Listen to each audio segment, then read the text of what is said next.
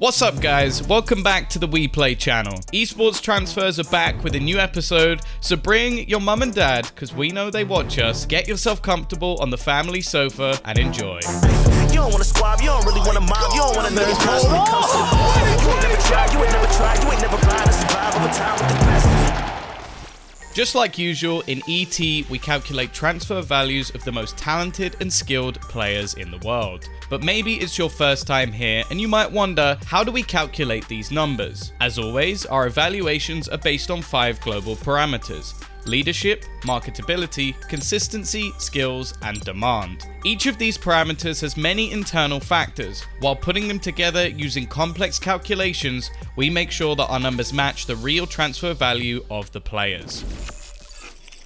Please welcome a new Esports Transfers participant, one of the most talented players in the entire CSGO scene, Mateusz "Mantuu" Wilczewski. High hopes are pinned on this young man as he almost got into the top 20 best players in the world due to the annual HLTV list. 2020 has been a year of ups and downs for Mateusz, as 6 months after joining OG he overcame a serious hand injury. Fortunately, he came back even stronger. We truly hope 2021 is going to be a much more successful year for him, but for now, let's find out how much Mantuu is worth. After examining all the important information with tons of demos, digits and facts, we came to the conclusion that Mantoo's market value is $462,000. But before we explain why he's worth this money, let us guide you through his early youth. Mateusz was born on the 21st of August in 1997 in the Polish city of Helm. His first years of life passed quickly, and at the age of 5 he moved to England with his whole family. It happened because Poland had a lack of good paid jobs at the time, and Mantoo's dad was forced to work 2 jobs simultaneously in order to feed his family. So eventually, the half of their big family, including aunties and uncles, moved to South London. Living in a new place can be a difficult change. You know no one, you've got no friends, no jobs, no nothing. So the family atmosphere better be cozy and supportive to protect its members. Fortunately, this was the kind of relationship that Mantuu had at home, so it helped him to adapt faster. Moreover, we asked his girlfriend Yelena to tell us more about Mantuu, and her answers excited us even more. First of all, while being pregnant, his mum played Doom? Secondly, during his grandma's visits, little Matt was playing different MMORPGs, so without a doubt, gaming was part of his DNA. But overall, his childhood in London was crazy, as an area that he lived in was full of drugs, alcohol, and problematic kids. Luckily, Mantuu avoided these bad temptations. Moreover, he was a super active kid who was fond of sports, and especially football, and if it was up to him, he would have played it all day long. He was very competitive about it and even got emotional if things didn't go his way.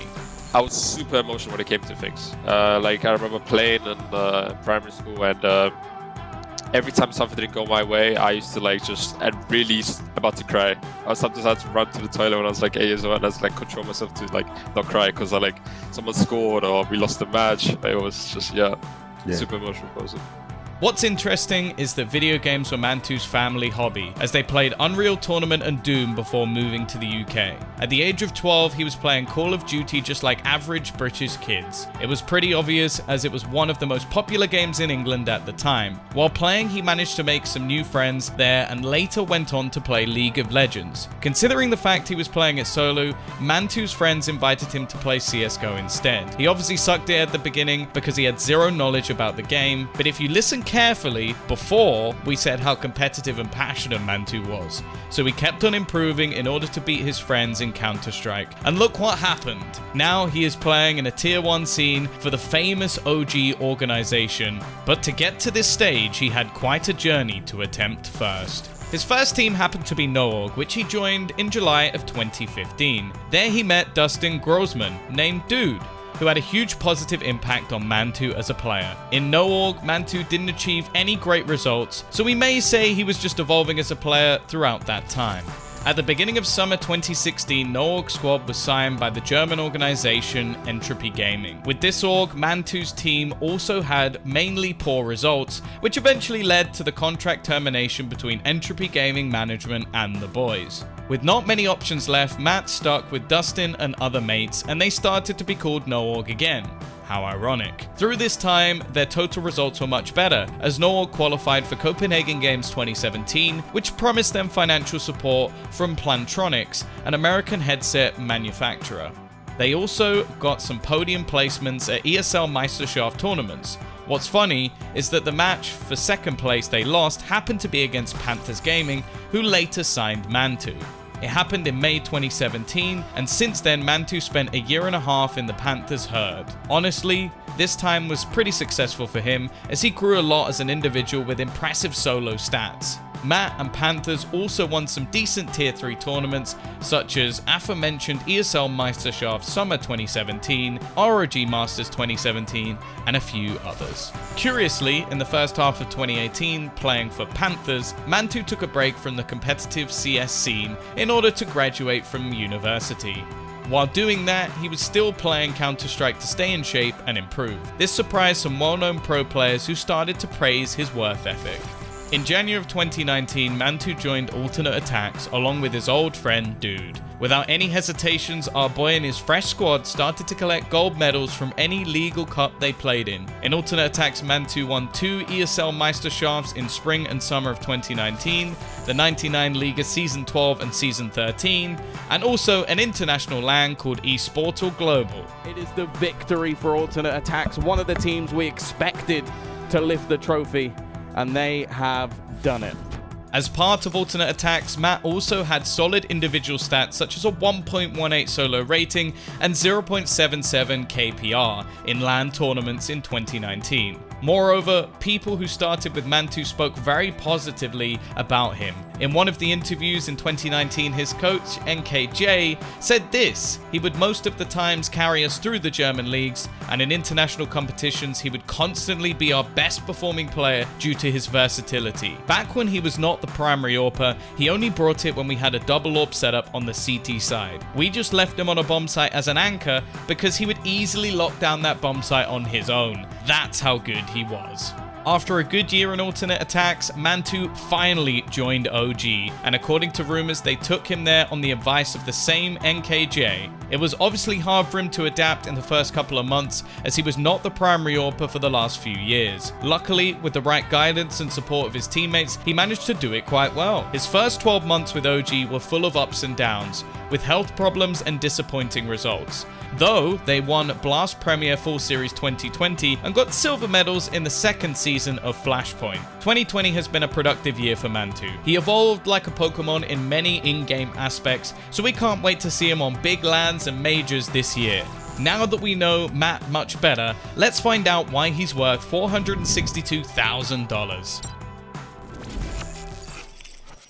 Our first parameter we rate players on is leadership. It is considered as one of the most important qualities both in life and in game. There is an important difference between a real leader and a fake one, because a real leader is able to take on the game in difficult times and pull the team to a victory on his shoulders.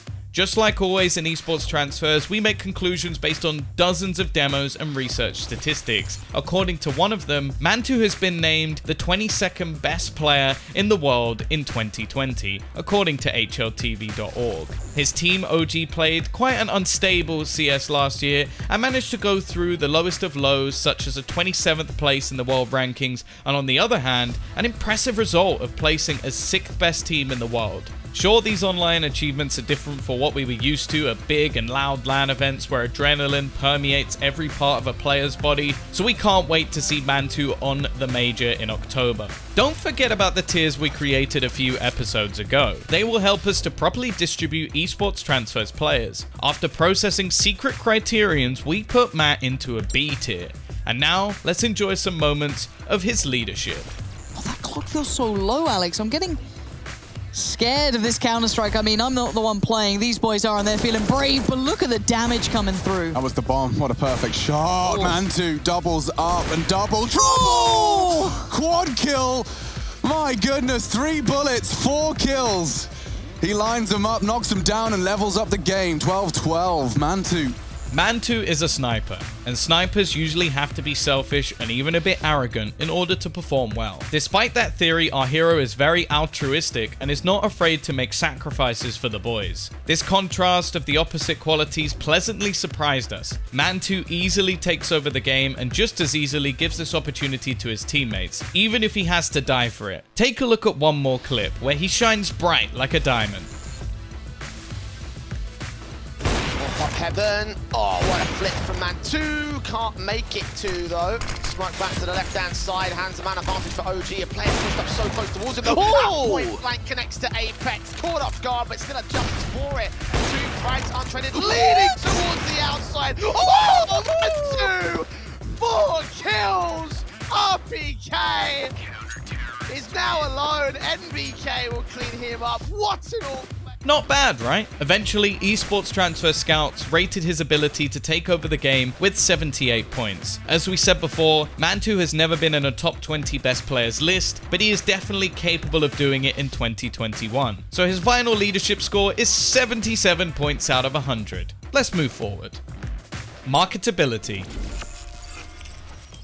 If you ask any business-related person what are the most important things in today's modern business, you'll most likely hear a word: marketability. It's super necessary to have it on a high level because it simply affects the amount of money that you, your company, or your team can earn. Sponsors, brands, and business titans pay their closest attention to the marketability of their newcomers, so the more followers you have in your social media accounts, the better it is. Mantuu's marketability is actually pretty average, as he is not even a Twitch partner with only 6,500 Twitch followers. His Twitter has 22.9k and Instagram account with 15,000 people liking his poker face photos. Moreover, his growth rates leave much to be desired, as the amount of new fans following Matt increase very slowly. Don't forget about non-team based leagues. Playing and streaming them can have a decent impact on marketability. In 2020 Faceit Pro League season, Mantuu had 0 success, as there has not been a month where he reached the top 20. Instead of that, he plays regular Faceit with his old friend Dude. So make your own conclusions about that and leave them in the comments down below. His business interests are represented by Prodigy Agency, who also works with a few other names you might know, including Zywoo, Elige, and Apex. Considering that we hope in future years Mantuu's marketability will become more attractive for brands, unfortunately right now we rate it at 66 points out of 100. Consistency. In each episode, we keep repeating that consistency is the key to success. In recent years, the CSGO scene have seen many talented young players who are not able to perform well consistently or control their emotions in tense situations. That's exactly why consistency parameter is highly valued by organizations. Mantuu has some lows in his individual performance, but so does OG. Overall, his consistency is very solid, considering that OG is the first tier 1 team in his career. He ended 2020 with a 1.13 solo rating and 73.7 cast rating. He was also efficient against top 10 teams, gaining 1.11 solo rating and tremendous 73.7 cast percentage, which is one of the best results in the world. But at the age of 23, Mantuu has played only 90 maps at LANs, though with impressive 1.2 solo rating. He only played for 3 professional teams, and of course, there is a long way ahead of him. But now his relationship with OG looks as if it is far from over, because recently Mantuu, Alexibi, and Valde extended their contracts with OG until 2023. As we said before, emotional consistency is an extremely important factor, and Matt turns out to be calm and collected even in the most pressured moments. So let's enjoy one of them. Refacing gives him a chance to recover that misery. Mantuu now 1 versus 4 damage would be quite nice, and he will find it. So $200 extra for his own coffers, picks up the P250, refaces into the window, and now let's see.